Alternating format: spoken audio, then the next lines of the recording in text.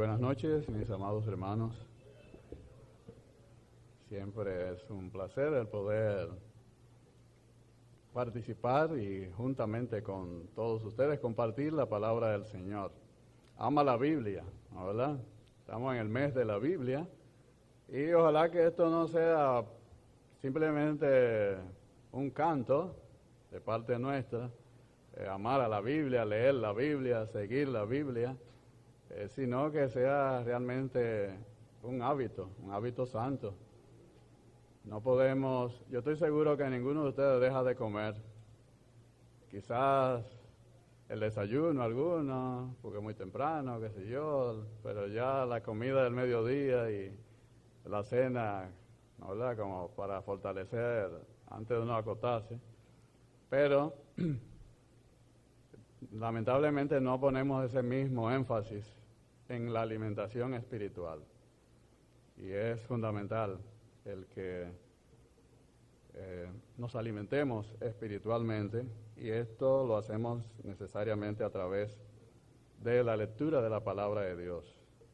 Esas verdades que Dios nos ha revelado para la edificación de todos y cada uno de nosotros, de su iglesia, que nos ha tocado vivir en estos últimos tiempos, esta dispensación que vivimos, y ya tan cercano a la pronta venida de nuestro Señor y Salvador Jesucristo. Vamos a orar para poner todo lo que en esta noche vamos a compartir bajo la guía y dirección de nuestro Dios. Padre amado, gracias te damos, infinitas gracias te damos por tu palabra, porque tú eres un Dios que se nos revela, lo ha hecho de manera clara, entendible, y nos has guiado a través de tu Santo Espíritu para que podamos entender tus pensamientos más íntimos, más especiales, dirigidos, oh Señor, para guiarnos, conducirnos, oh Señor, hacia ti, a preparar un pueblo santo, glorioso, dispuesto y esperando tu pronta venida, oh Señor, para estar contigo por toda la eternidad. Qué bueno, oh Señor, que tenemos estas verdades reveladas a través de tu palabra. Y en esta noche, oh Señor, nos ponemos bajo tu guía y dirección para que tú nos ayudes, oh Señor, a poder extraer de tu palabra, oh Señor, las riquezas que tú tienes reservadas para tu pueblo en esta noche, para tu iglesia local, para cada uno de nosotros, tus hijos. Te damos las gracias, oh Señor, en el nombre glorioso de Cristo Jesús. Amén. Bien, continuamos en nuestro texto. Estamos en el capítulo 4 de 1 Timoteo. Capítulo 4 de 1 Timoteo, estamos viendo estos primeros versículos. Pareciera como que no nos hemos movido, porque vamos a seguir en el capítulo 4 y los versos 1 y 2, básicamente, en esta noche. Pero, hermanos, hemos visto bastante cosas en estos versículos que hemos estado analizando juntamente. Y es que la palabra de Dios tiene muchas riquezas, hermanos. Si hay un consejo, un buen consejo que recibí de parte de dos grandes hombres de Dios, nuestro hermano McIntosh, tuve el privilegio de conocerlo, ya entrado en edad, y de nuestro hermano Mr. Cochran. Yo recuerdo que en una oportunidad que en la iglesia vieja, aquí al frente, en una reunión que tuvimos en la oficina, me tocó estar allí junto con los ancianos, y creo que fue Franklin que le preguntó a Mr. McIntosh que este hombre de Dios, con conocimiento tan amplio de las Escrituras, que indudablemente había leído múltiples veces la Biblia completa, y creo que Frank le preguntaba que en qué ahora iba él a ocupar, o sea, en qué estaba él ahora ocupando su tiempo. O sea, uno piensa, bueno, alguien que conoce tanto la Biblia, que la ha leído tantas veces, ¿qué más puede escudriñar en ella? Y recuerdo al hermano decir que ahora él estaba apasionado con el estudio de las palabras de las Escrituras. O sea, cada palabra, o sea, degustarla, estudiarla, profundizar en ella, porque había encontrado unas riquezas increíbles en ella. En ese proceso de estudiar la Biblia, o sea, que el hermano había vuelto otra vez a ella, pero ahora analizando de más de cerca aún las palabras. Y eso me quedó en la mente, o sea, las palabras, o sea, en principio no lo entendía muy bien, porque uno lee la Biblia y lee porciones enteras y no se detiene muy particularmente en palabras específicas. Pero esta vez preguntaba yo en una oportunidad hace ya un tiempo a nuestro hermano Mr. Cochran, con la misma inquietud también, le preguntaba a él qué herramientas él usaba para preparar sus sermones, sus mensajes, así tan profundos. O sea, yo pensaba que él me iba a decir, no, mira, yo uso tanto comentario, tantos estudios de otros, la experiencia. Pero el hermano me dijo sencillo, así simple, yo preparo mis mensajes con un diccionario bíblico. O sea, volvió a recalcarme aquello que me había dicho Mr. McIntosh sobre las palabras. O sea, mi hermano Mr. Cochran preparaba esos tremendos mensajes que tuvimos la oportunidad de escuchar con un diccionario bíblico. O sea, yo no tengo más herramientas. Yo lo que uso para preparar mis mensajes es un diccionario bíblico. O sea, yo analizo las palabras. Y esa es una gran verdad, hermanos. En las Escrituras tenemos que escudriñar las palabras, toda la Escritura, cada uno de los componentes de ella, las palabras, porque cada palabra está dicha allí con propósitos específicos para que el mensaje verdaderamente llegue de forma clara a nosotros, precisa a nosotros. Es decir, hermanos, que si bien es cierto que la Biblia que tenemos está en español, es una traducción, sabemos que en el original la Biblia está escrita en el griego. Y aunque no dominamos el griego, yo no lo domino, conozco palabras precisamente por escudriñar las palabras en ella. Necesitamos realmente conocer esos términos para poder hacer una traducción lo más aproximada posible, lo más cercana posible a el mensaje contenido en ella. Sabemos que toda la Escritura es inspirada por Dios, toda la Escritura. Y cuando hablo de toda la Escritura, tenemos necesariamente que incluir también las palabras. El Espíritu Santo respiró, o sea, Dios a través de su Santo Espíritu respiró su mensaje para nosotros en aquellos hombres que fueron inspirados para escribir esto que ahora recibimos nosotros. Y no solamente fueron las ideas, sino también las palabras con las cuales nos comunicó esas ideas. Hay algo interesante que quizás no muchos conocen, sabemos que está escrito el Nuevo Testamento, el Antiguo en el idioma hebreo y el Nuevo en el griego.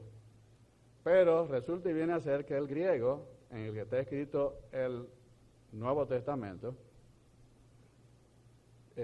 sabemos ya, quizás ya lo hemos escuchado otras veces, decir que el idioma griego tiene la particularidad de que las palabras son más precisas, no es como en el español, que un término puede tener diferentes significados. Entonces ahí viene la dificultad muchas veces de que al traducir en el español o al leer en el español nuestra Biblia, que es la que comúnmente conocemos, la Reina Valera 60, hay otras muchas traducciones que sería bueno no apoyarse única y exclusivamente en una sola traducción, sino es bueno contar con otras traducciones. La Biblia de las Américas es una buena traducción. La Biblia textual, me encanta mucho la Biblia textual, es otra buena traducción para los que no dominamos el griego y que nos podemos quizás ayudar con las traducciones de tal español que se acercan lo más posible al idioma original.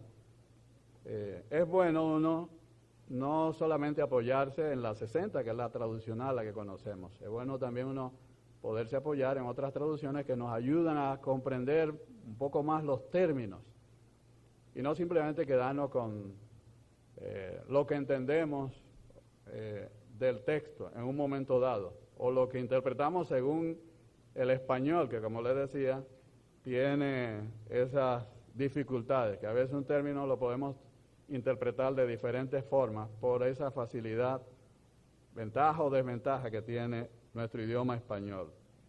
No ocurre así con el griego. Hay palabras muy precisas para cada cosa. Y el idioma griego, precisamente que usó el Espíritu Santo para inspirar a estos hombres, tiene la particularidad que es un idioma, específicamente el griego koiné. Hay el griego clásico, que es el griego que utilizaban los filósofos, un griego más elevado, más dirigido a las clases altas, pero el griego koiné era el griego del lenguaje común, el griego que utilizaban más comúnmente las personas. El griego koiné es un idioma, o sea, derivado del griego, que viene a ser un idioma hecho con fines militares, que mandó a crear para poder dirigir a sus soldados con órdenes precisas. O sea, Alejandro Magno, que dominó casi todo el mundo conocido y por lo tanto sus ejércitos estaban conformados por diferentes razas. Imagínense ustedes en un combate, un general que tenía que dirigir a soldados de diferentes países y con diferentes idiomas, cómo pasaban las órdenes a estos soldados de una forma tal que ellos pudiesen entender correctamente las órdenes.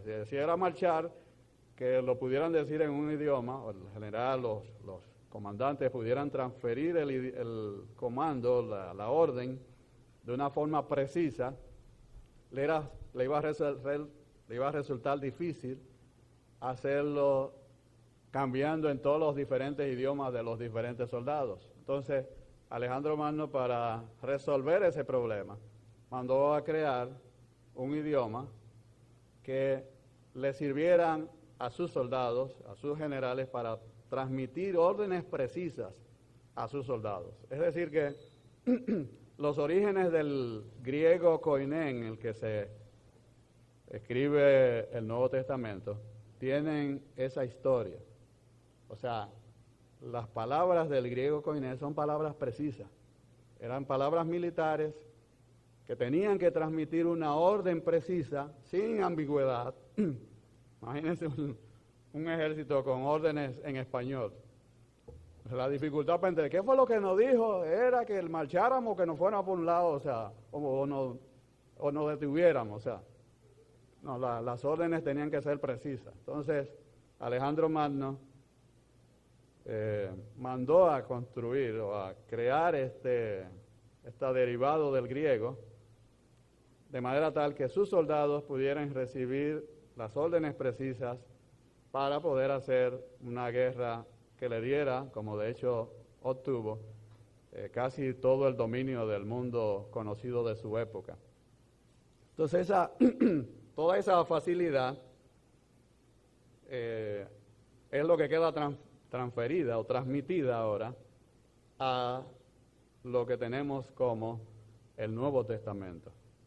O sea, el Nuevo Testamento está escrito en el griego koiné, no en el griego clásico de los filósofos de la época, sino el griego koiné, el griego más común. Se convirtió en común porque los soldados al conquistar seguían hablando ese mismo idioma y en los países conquistados se fue propagando ese lenguaje, o sea, el griego, hasta aquí, hasta nosotros, hasta nuestro lenguaje español, castellano, tenemos palabras que provienen del griego, porque casi dominó todo el mundo conocido de esa época. Vino después el Imperio Romano que conquistó al griego, y sobre ese colchón del idioma griego, la cultura griega, que prácticamente ya había dominado el mundo, pues sobre ese colchón fue que se montó el Imperio Romano, que siguió conquistando mucho más, y a la vez él fue conquistado por el idioma griego. Y es lo que afectó. Fíjense cómo Dios preparó todas las cosas en la historia. Uno dice, no, eso es la casualidad. No, la casualidad nada. Todo eso fue bajo la guía y dirección de Dios. Y eso nos llega a nosotros. Ahora nos llega en el español, claro está, pero tenemos, aunque no tenemos los escritos originales, pero sí hubo tantas traducciones, tantas copias, que las variaciones han sido prácticamente mínimas. Podríamos decir que casi no existen. O sea, en cuanto a los textos que hoy en día tenemos, en cuanto a el Nuevo Testamento en el griego, transmitido a través de esas copias de esos textos que nos llegan hasta este día nuestro, hasta la actualidad. De esas copias es que se han hecho todas estas traducciones que tenemos. La más conocida de todas es la Reina Valera del 60, pero ustedes saben que hay varias versiones, o sea, hay más actualizaciones de esta misma Reina Valera, porque se han descubierto que hay palabras o traducciones al español que ya no se ajustan a estos tiempos, porque el idioma español también tiene la particularidad que ha ido cambiando también mucho. Entonces, pero al fin y al cabo, hermanos, el punto que quiero traer aquí a colación es que cuando uno profundiza en los textos en el griego, o sea, no estamos tratando de impresionarlos a ustedes de ninguna manera, sino lo que uno procura es traer lo más cercano posible la idea, o sea, la idea que fue transmitida a través de estos hombres guiados por el Espíritu Santo para el conocimiento nuestro, para el enriquecimiento nuestro, para la edificación nuestra. O sea que todo esfuerzo que uno haga, hermanos, en esa dirección, indudablemente que va a contribuir a la edificación de la iglesia, que es el propósito de todo esto que estamos haciendo aquí, de este esfuerzo que en una forma u otra uno hace aquí. Lo que yo presento aquí, y eso pasa también con todo el que da un estudio, Franklin, Alexis, es un resumen de todo lo que uno investiga. O sea, uno trata de cuadrar y ajustar de manera tal que todo lo que uno investiga en torno a los términos y el significado de ellos, y buscando acercarse lo más posible a los propósitos de la comunicación del Espíritu Santo a la iglesia, acercarse lo más posible, todo lo que uno investiga en torno a ello, es mucho más. Uno simplemente logra o trata de acercarse lo más posible a transmitir la idea a sí mismo también a la iglesia. Por lo tanto, pareciera, como decía, que estamos perdiendo como mucho tiempo dando vueltas en el mismo texto, pero es que tiene mucha riqueza. Hay muchas cosas que podemos extraer de esto y lo estamos haciendo sin mucha prisa, o sea, no tenemos prisa, nos tomamos el tiempo que tenemos previsto, pero lo hacemos con el propósito siempre de salir lo más enriquecido posible de la palabra de Dios, que es el propósito de todo esto. Entonces, el versículo 1 y 2, vamos otra vez, el capítulo 4 de esta carta de Timoteo la carta del apóstol Pablo a Timoteo. Decíamos que el corazón de esta carta la encontramos en los versos del 14 en adelante, el 16, pero tomando el 14 del capítulo 3, dice, esto te escribo, o sea, Pablo aquí está describiendo el propósito general de esta carta, aunque tengo la esperanza de ir pronto a verte, es un complemento, pero aquí viene el propósito, y que si tardo también es un aclarando más, pero la idea es, sepas cómo debes conducirte en la casa de Dios, que es la iglesia del Dios viviente, columna y baluarte de la verdad. O sea, Pablo está escribiendo con el propósito, como les decía, de que en primer lugar Timoteo, aquel que estaba dirigiendo aquella congregación en este lugar tan importante, relevante de su época, Éfeso, la ciudad de Éfeso, todo lo que hemos visto, todo lo que esto implicaba, esta ciudad cosmopolita, una ciudad cercana a un puerto, lo que le daba muchísimas ventajas en aquella época. Pablo vislumbraba todo lo que habría de representar esta congregación local o estas congregaciones locales, si se conducían como debían hacerlo, bien, lo que iba a implicar para todo lo que era el Asia Menor, o sea, el impacto que iban a lograr en toda el Asia Menor. Por lo tanto, era importante que la iglesia de Éfeso, o las iglesias de Éfeso, no sabemos cuántas fueran, supiera cómo conducirse, cómo comportarse. Era fundamental para que pudiese hacer la tarea, la misión que le había sido encomendada, ser columna y baluarte de la verdad. Entonces, todo lo que el apóstol Pablo está revelándonos aquí, mediante la guía del Espíritu Santo, hermanos, también tiene relevancia, también tiene importancia para la iglesia hoy en día. Específicamente para nuestra iglesia local, para que no se vayan a ir muy lejos y miren muy para los lados, no, para nosotros, la iglesia local, ahora donde estamos, aquí, en Puerto Plata, en el sector que nos corresponde quizás afectar o incidir. El Espíritu Santo está revelándonos a través de estos escritos cómo tenemos que conducirnos, cuál es la conducta, el comportamiento que nos va a hacer o nos va a colocar en la posición que necesitamos para poder ser una columna y una defensa del Evangelio, de la verdad de nuestro Señor y Salvador Jesucristo. Versículo 4.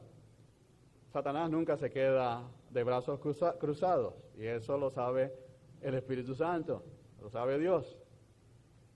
Dice el apóstol en el capítulo 4, verso 1, pero el Espíritu dice claramente que en los postreros tiempos algunos apostatarán de la fe, ¿cómo? Escuchando a espíritus engañadores y a doctrinas de demonios. ¿Por cuáles medios? Por la hipocresía de mentirosos que, teniendo cauterizada la conciencia, van a hacer una serie de cosas. Prohibirán casarse y mandarán abstenerse de alimentos que Dios creó para que con acción de gracias participasen de ellos los creyentes y los que han conocido la verdad. El Espíritu Santo, hermanos, que es el que realmente está hablando a través del apóstol Pablo, nos está revelando una serie de cosas que como iglesia tenemos que saber. Si el Espíritu Santo habla, hermanos, la iglesia lo que le corresponde hacer es mirar para otro lado, para ver si están despiertos.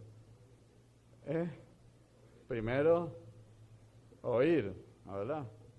Oiga lo que el Espíritu dice a las iglesias. Recuérdense, las 7 iglesias tenían sus ventajas, sus desventajas, sus cosas buenas, sus cosas malas, unos y otros ninguna, pero al final y al cabo a todas se les dice lo mismo. Oigan lo que el Espíritu dice a las iglesias. Entonces, no nos podemos dar el lujo de descuidar absolutamente nada de lo que el Espíritu Santo nos está diciendo. Por eso le decía, las palabras son importantes. Necesariamente, si vamos a escuchar lo que el Espíritu Santo nos está diciendo, tenemos que prestar atención a las palabras. No podemos asumir lo que me parece o lo que yo creo, sino tenemos que procurar ser exactos en cuanto a la interpretación de lo que el Espíritu Santo nos está diciendo. Dice el apóstol Pablo que el Espíritu Santo, o sea, del Espíritu, porque el Espíritu dice claramente. El Espíritu nos está revelando quiénes son nuestros enemigos reales. Dice, y eso lo vimos en los estudios anteriores, algunos apostatarán de la fe escuchando a espíritus engañadores y a doctrina de demonios. ¿Cómo van a apostatar? ¿Cómo se van a apartar de la fe? ¿Cómo va a ser posible? ¿Cómo va a lograr Satanás, que es nuestro enemigo, aquel que no quiere que la iglesia haga su trabajo, su tarea, su misión, cumpla su misión? ¿Cómo él va a hacer que esa misión se caiga, se bloquee o se deshaga? Bueno, haciendo que los soldados, pues, no entiendan las instrucciones, no escuchen las instrucciones, entiendan otras cosas, o sea, otra cosa que no son las órdenes que el Señor le está dando. Entonces, algunos apostatarán de la fe, abandonarán la sana doctrina, el conjunto de doctrinas que Dios ha dado para su iglesia, para que sepa qué es lo que va a comunicar. O sea, es columna y baluarte de qué? Es de la verdad de Dios. Entonces, algunos apostatarán, abandonarán la fe, la verdad de Dios, escuchando, ¿qué cosas? A espíritus engañadores y a doctrinas de demonios. O sea, otra cosa, otra enseñanza que no es la sana doctrina. Esa es la forma en que Satanás va a hacer que esos algunos apostaten, abandonen la fe. Los va a conducir a otras enseñanzas que no son la sana doctrina. Entonces es fundamental la sana doctrina. Prestar atención a las sanas enseñanzas de nuestro Señor y Salvador Jesucristo. Entonces, dice el apóstol también, o nos revela el Espíritu Santo a través del apóstol también, los instrumentos de que se valen estos espíritus engañadores. Decía anteriormente que nuestra guerra, nuestra batalla, nuestro escenario, el escenario que se nos describe, que se nos presenta aquí, es un escenario de guerra. O sea, estamos combatiendo contra huestes del mal, una guerra espiritual. Y no decía que cuidado con caer también los engaños de Satanás, que ha convertido esa guerra espiritual en, ustedes saben, muchísimas otras cosas que no son las reales. Pero en el caso específico aquí, el apóstol Pablo está diciéndonos contra quiénes es que estamos combatiendo. Contra espíritus engañadores y sus doctrinas, que son doctrinas de demonios. ¿Y cómo introducen ellos estas doctrinas? ¿De qué se valen para estos espíritus introducir esta doctrina? Dice, usan la hipocresía, o sea, por la hipocresía de mentirosos que han sido cauterizados en su misma conciencia. Versículo 2. Por la hipocresía de mentirosos que teniendo cauterizada la conciencia, bueno, hacen y enseñan otras cosas muy diferentes de la sana doctrina. Es decir, el texto nos señala por la hipocresía de mentirosos. La Biblia textual me gusta mucho y quizás la voy a citar mucho, es un poquito más, se acerca un poquito más al texto original. Por la hipocresía de mentirosos que han sido cauterizados en su misma conciencia. Las falsas doctrinas, hermanos, y su constante crecimiento dentro de la iglesia eran, para aquella época, y aún siguen siendo hoy, la verdadera amenaza contra la que se enfrenta la iglesia y su importante misión, es decir, ser columna y baluarte de la verdad. O sea, la verdad, Satanás la quiere reemplazar y está haciendo todo, o sea, está tirando todas sus armas para que la iglesia, que es la columna y el baluarte de ella, reemplace la sana doctrina con sus mentiras. O sea, la verdadera amenaza, por lo tanto, hermanos, de la iglesia, tanto en aquella época como también aún hoy en día, y mucho más aún tan cercano como estamos de la venida de nuestro Señor, la verdadera amenaza sigue siendo, hermanos, el constante crecimiento dentro de la iglesia de las falsas enseñanzas. La verdad de Dios que proclama, que debe proclamar y exponer la iglesia, no debe ser en ninguna manera penetrada y contaminada con la mentira, porque de ocurrir, hermanos, la batalla la ganaría. ¿Ustedes saben quién? Satanás. Le ganó el primer round al hombre con mentiras. Le hizo abandonar la obediencia a Dios para que, como de hecho ocurrió, cayera en la obediencia a Él con mentiras. Hermano, Satanás no ha cambiado su táctica porque le dio resultado. Le dio resultado desde el principio. Le ha seguido dando resultados a lo largo de toda la historia del pueblo de Dios. Lo intentó con el Señor Jesucristo. Fíjense si se sintió tan seguro, tan seguro de su estrategia, que lo intentó con el Señor Jesucristo. Pero, claro está, allí el billete se le peló, como diríamos algunos, ¿verdad? ¿Con qué lo confrontó el Señor? Escrito está. Eso debe ser una gran lección para nosotros. Esta es, hermanos, la razón por la cual el Espíritu Santo nos advierte tan vigorosamente en contra de las falsas enseñanzas. El Espíritu dice claramente.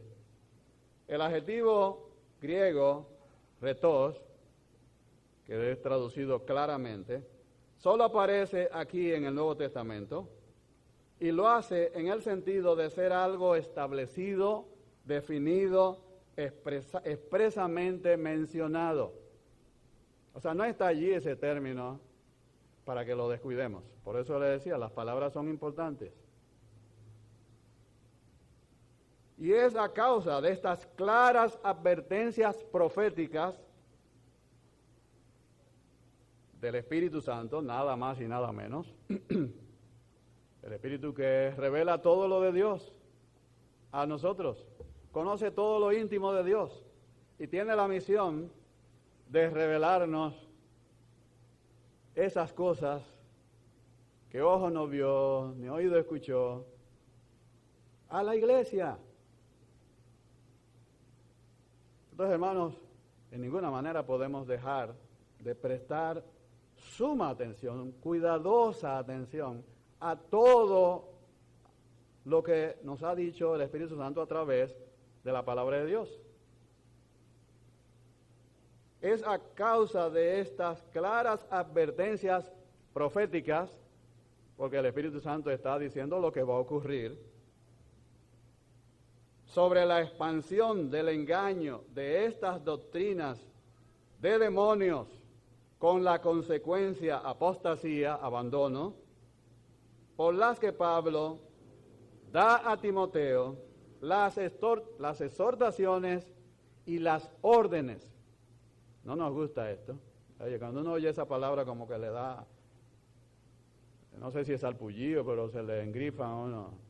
Nadie quiere oír como que le pasen orden. No, yo quiero oír la cosa y entenderla y aceptarla como al paso, conforme a mi ritmo. No. Pablo le dice a Timoteo, oye, mira Timoteo, capítulo 1, y empezando, versículo 3, como te rogué que te quedases en Éfeso cuando fui a Macedonia para que mandases, no es un consejo, no es una exhortación, es una orden, para que mandases a alguno que no enseñen diferente doctrina. Es una orden, hermano, no es una sugerencia, no es un consejito que mira a ver si tú quieres hacerlo. No, hermanos, esta es la casa de Dios. Y en la casa de Dios, lo que hay que hacer es sencillo y simple, lo que Dios ordena. Entonces, la orden es que frene, inmediato, ipso facto, toda enseñanza de falsa doctrina.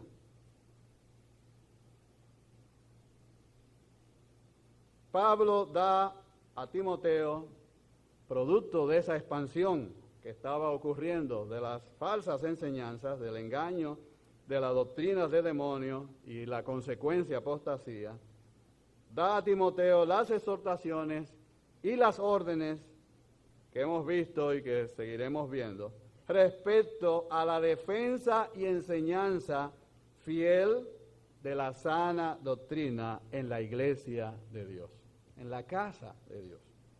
El apóstol usa constantemente la misma fórmula para confrontar este problema, es decir, enfrentar la falsa doctrina, la mentira de Satanás, con la sana doctrina, la verdad de la palabra de Dios. Tal como lo hizo el Señor Jesucristo con Satanás, citándole precisamente la palabra de Dios. Escrito está. Él no se puso a argumentar con el enemigo, no cometió el error, nuestro Señor, que cometió Eva. Eva quiso argumentar y, no sé, confrontar a Satanás. Esa no es la orden. En Romanos, por ejemplo, capítulo 1, versículo 25, el apóstol Pablo nos presenta la razón, el porqué de la ira de Dios, hermanos. ¿Cuál es la razón por el cual viene sobre los hombres la ira de Dios? Romanos 1, versículo 25. Dice el apóstol Pablo aquí: ya que cambiaron la verdad de Dios por la mentira, honrando y dando culto a las criaturas antes que al Creador, el cual es bendito por los siglos. Amén. O sea, los hombres profesando ser sabios, cambiaron, dice el apóstol Pablo, la verdad de Dios. La ira de Dios y la consecuente entrega un término también en el griego para didomi, que significa rendirse, exponer, abandonar, la consecuente entrega de parte de Dios al ser humano, el abandono de parte de Dios del ser humano, quedando expuesto a la inmundicia, a las pasiones viles, lo vemos ahí en Romanos, y a una mente reprobada. Romanos 28, 1:28, dice, y como ellos no aprobaron tener en cuenta a Dios, Dios los entregó a una mente reprobada para hacer cosas que no convienen, estando atestados de toda injusticia, fornicación, perversidad, avaricia, maldad, llenos de envidias, homicidios, contiendas, engaños y malignidades, murmuradores, detractores, aborrecedores de Dios, injuriosos, soberbios, altivos, inventores de males, desobedientes a los padres, necios, desleales, sin afecto natural, implacables, sin misericordia, quien habiendo entendido el juicio de Dios, que los que practican tales cosas son dignos de muerte, no solo las hacen, sino también se complacen con los que la practican. Es una mente totalmente reprobada. Dios entregó a estos que lo abandonaron, se abandonaron su palabra, a las consecuencias de su pecado y rebelión. Porque, la razón, primero ellos cambiaron la verdad de Él, o sea, abandonaron, la verdad de Él, cambiándola por la mentira. En Efesios también, capítulo 4, versículo 25, el apóstol Pablo, hablando del andar digno del creyente, nos exhorta, en Efesios 4, 25, dice, por lo cual, desechando la mentira, 4:25, creo que tengo.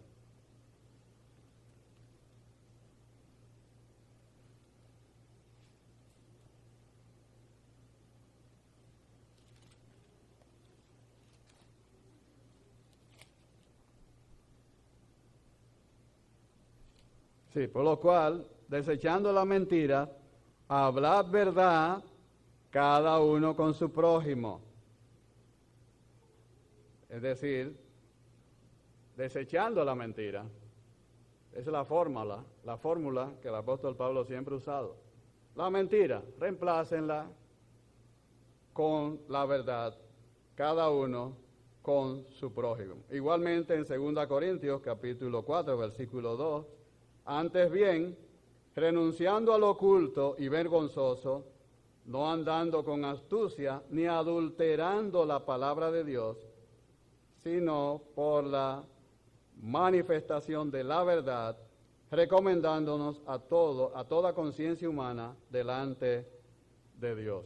Igualmente en 2 Timoteo 2:15, procura con diligencia presentarte a Dios aprobado como obrero que no tiene de qué avergonzarse, que usa bien la palabra de verdad. Este es el tema también que vemos en este capítulo 4. El apóstol Pablo sigue usando la misma fórmula. La mentira hay que combatirla con la verdad. El creyente. El apóstol Pablo sigue manteniendo su atención particularmente en la misión encomendada a Timoteo y le instruye sobre cómo un buen ministro de Jesucristo puede ministrar correctamente a la iglesia de Dios en estos importantes últimos tiempos de apostasía en la que vivimos, de abandono de la fe, o sea, de la sana doctrina.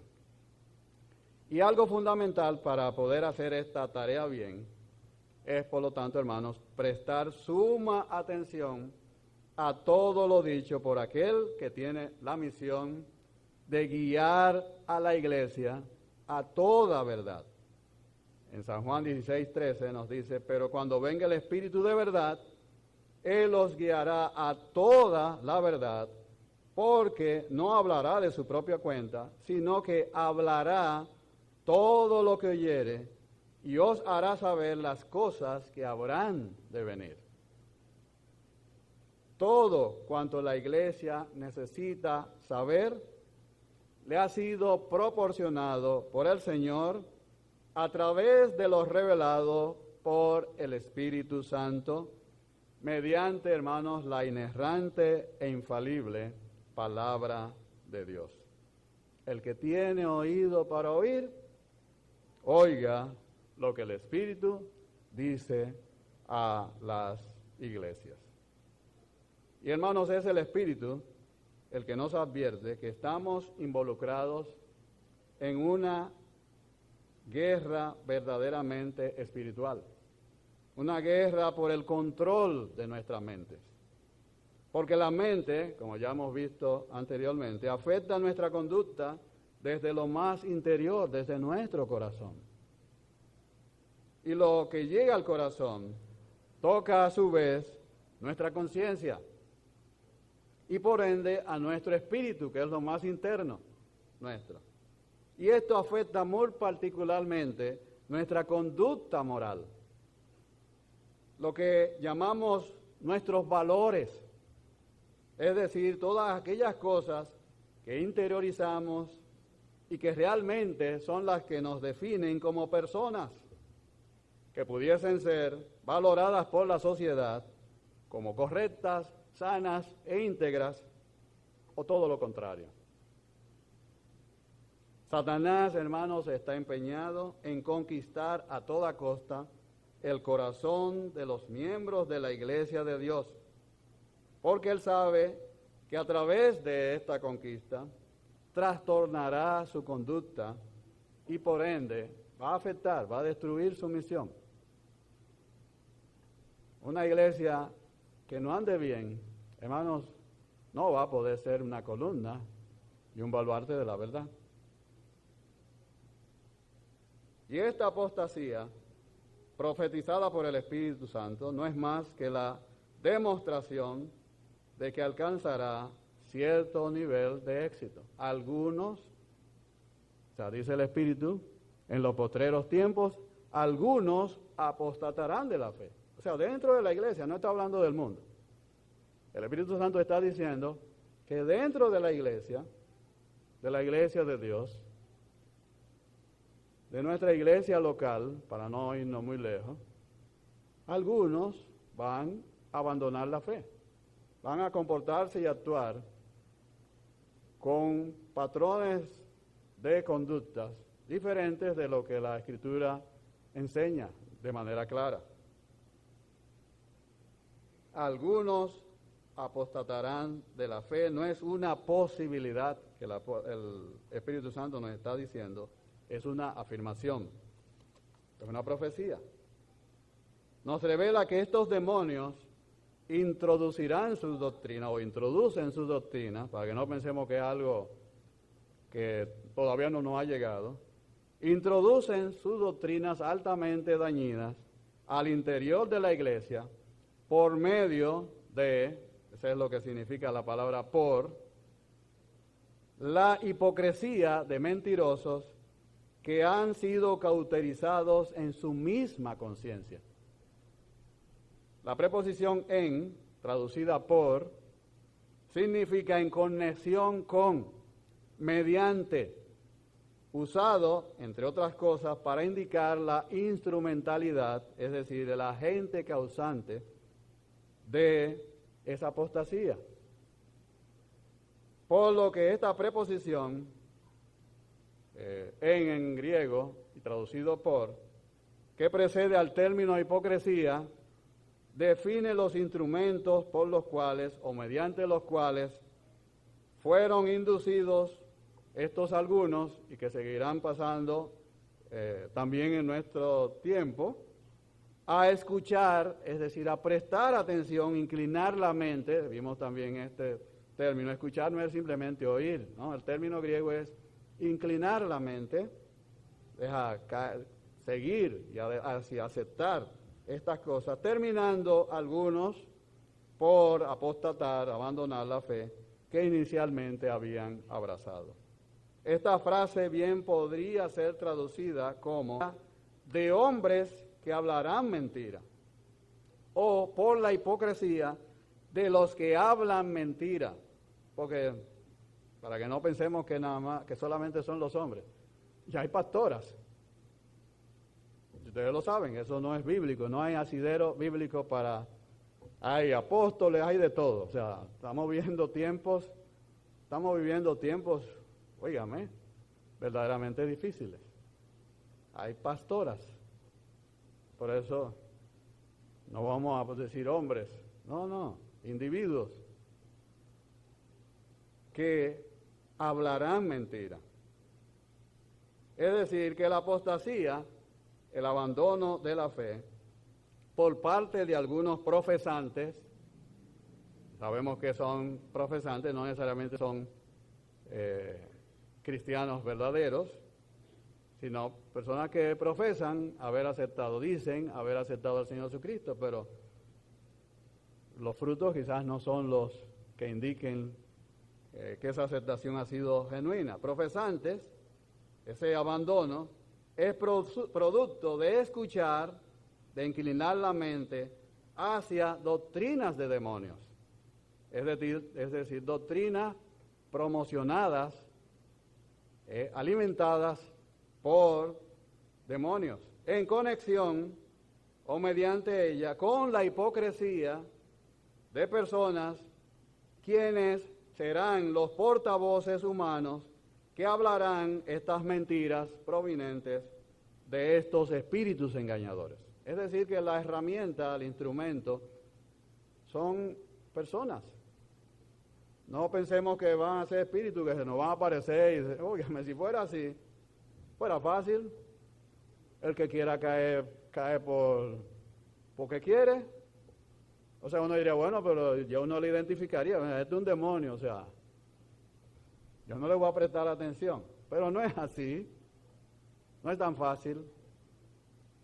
O sea, lo que significa que hay que prepararse para poder hacer frente a esa metodología que va a usar muy afinado. Ya el Satanás tiene todo el tiempo, ha tenido todo el tiempo por ahí afinando su estrategia. Sabe que le da resultado, que le dio resultado, pero a lo largo del tiempo la ha ido afinando, la misma, no ha cambiado.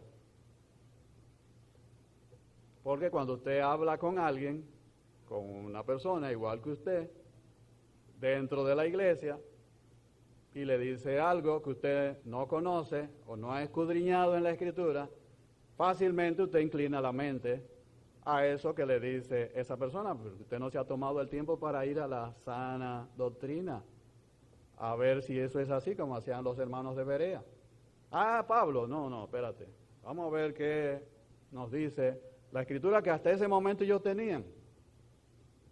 Nosotros tenemos toda la Escritura que necesitamos, no tenemos que esperar ninguna otra para poder ver si real y efectivamente lo que se nos enseña o lo que se nos comunica es tal cual como la palabra de Dios lo revela. Portavoces humanos que hablarían mentiras, las mentiras prominentes de estos espíritus engañadores. La palabra hipocresía, voy terminando aquí para por lo menos explicar y llegar a algún punto antes de dejar el tema para otra ocasión, para abundarlo más en otra ocasión. La palabra hipocresía o la palabra hipócrita, usada muchas veces por el Señor Jesucristo, muy particularmente a los escribas y fariseos, lo vemos en Mateo capítulo 23, lo estudian en su casa, versículos del 13 al 33. 7 veces llama el Señor Jesucristo a estos escribas y fariseos hipócritas. Esta palabra es una transliteración de la palabra griega Hipócrisis, que literalmente significa replicar, responder, y que vino a significar, fíjense cómo las palabras van adecuándose a ciertas cosas. O sea, su significado literal es replicar, responder, pero se fue derivando y vino a significar la actuación de un actor de teatro, porque precisamente los actores en el escenario replican, o sea, se responden uno a otro, se respondían uno a otro. Entonces le llamaban a los actores, fíjense ustedes, hipócritas, o sea, hipócritas, si pudiéramos decirlo. O sea, que en un principio era una palabra, pudiéramos decir, neutra. O sea, porque era lo que querían decir, usted es un hipócrita. O sea, si le decían a alguien en esa época, usted es un hipócrita, en español, no lo tomaba mal. Pensaba que le estaba diciendo que era un buen actor. De ahí, este término vino a usarse para señalar a alguien falso, a un simulador, a alguien no sincero, que finge, tal cual como lo hacían los actores, pretendiendo ser lo que no es o lo que no son. O sea, fíjense cómo los términos van cambiando. Es como la palabra también sincero, sincera, o sea, de las estatuas griegas, que los escultores, para ocultar las rajaduras y las fallas, la cubrían con cera. O sea, esas fallas las tapaban con cera. Entonces el que iba a comprar una estatua le preguntaba al escultor o al vendedor, ¿es sincera? O sea, si la estatua no tenía cera.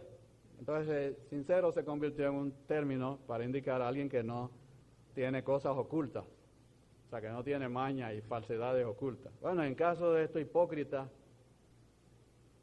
comenzó con el actor de teatro, pero se convirtió en un término que lo que habla o se refiere a un simulador, a alguien no sincero, a alguien que finge, como hacen los actores pretendiendo ser lo que no son.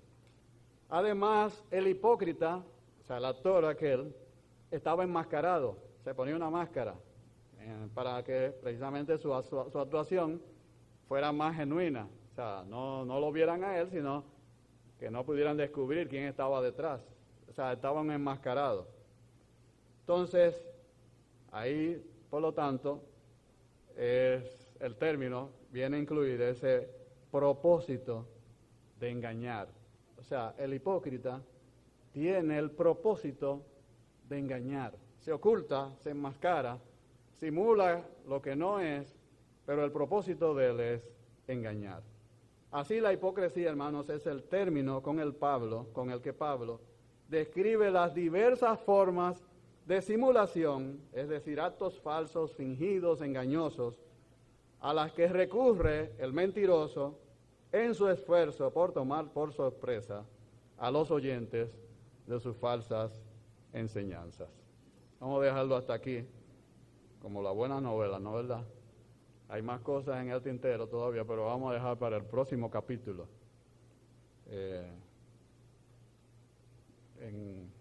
Si es que el Señor no ha venido, que sería muchísimo mejor también, ¿no verdad? Y lo terminaríamos, o no lo terminaríamos, ya en el cielo tendríamos capacidades increíbles y sabríamos todas estas cosas y mucho más, ¿no verdad? Pero, hermanos, fíjense cómo Satanás ha afinado sus herramientas para poder realmente lograr este abandono de la fe. No es tan sencillo, no es tan fácil. O sea, las armas que el Satanás está utilizando y va a seguir utilizando y va a seguir afinando, hermanos, son con el propósito de ganar. Y pareciera que está ganando bastante terreno. Y la iglesia, mientras tanto, sigue descuidada, pensando en otras cosas, con la mente puesta en otras cosas, distraída, porque esa es también otra de las cosas que vamos a ir viendo, con los afanes y las preocupaciones y los problemas de este mundo, quitando la vista realmente de lo que es su verdadera misión. hermanos, ser columnas y baluarte de la verdad, proclamadores de la verdad de nuestro Dios. Para ello tenemos que vivirla nosotros, tenemos que ir a la palabra de Dios, la Biblia, ¿no? ¿Verdad? Que cantamos, no podemos dejar de estimularnos a través de hermosos himnos como este, pero que no se quede pura y simplemente un canto, sino que verdaderamente nos preocupemos por escudriñar las Escrituras, de dedicar tiempo a ellas, hermanos. Hace mucha falta, hermanos, meditar en las Escrituras, tomarnos el tiempo que sea necesario, no de esos 5 minutos para salir del paso. No, hermanos, necesitamos escudriñar las Escrituras a profundidad, porque Satanás sí la conoce, y las herramientas que está usando sí las conoce, y saben fácilmente cómo torcer las Escrituras. La enmascaran con verdad, enmascaran la mentira con la verdad, para que nos sea difícil a nosotros descubrir sus artimañas. Que el Señor nos bendiga, hermanos.